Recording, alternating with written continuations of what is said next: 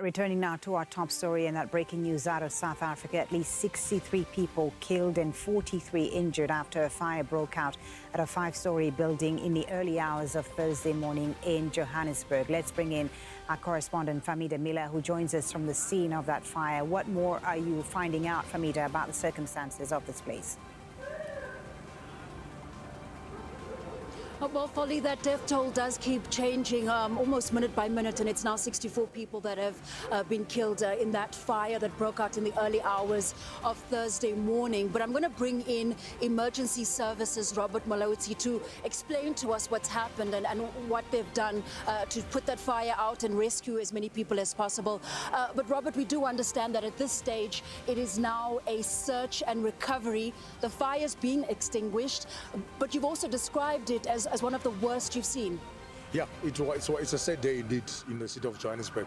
You know, losing about 64 lives and still counting is a very sad day indeed.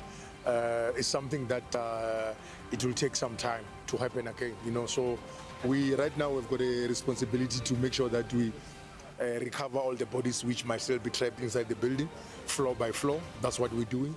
After that, we will be handing over the incident to the South African Police Service to continue with their investigations. So far, 43 people were treated for minor injuries.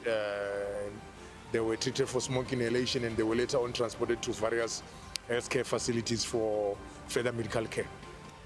What led to the fire? I know you've said investigations are being carried out, but there is a very high death toll. What's contributed to that? No, we at this stage we don't know what might be the cause of the fire, but looking at the environment inside, it's an informal settlement inside a building, so therefore the risk of people being trapped inside is very much high.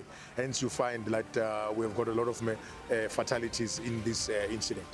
Now in South Africa, we consider this to be an abandoned building and then a hijacked. Can you explain?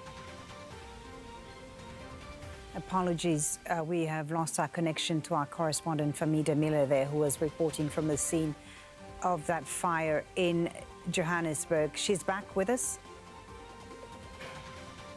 Of course, the services which are mostly rendered by the city, they don't pay for those services.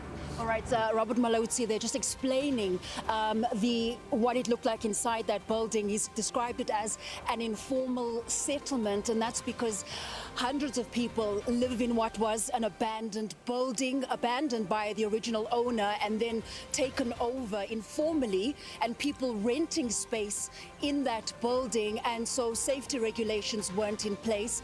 Authorities here, city officials, are uncertain as to how the fire started, but they do know that 64 people have been killed, and it's likely they may find more bodies as they continue the search and recovery operations in that building.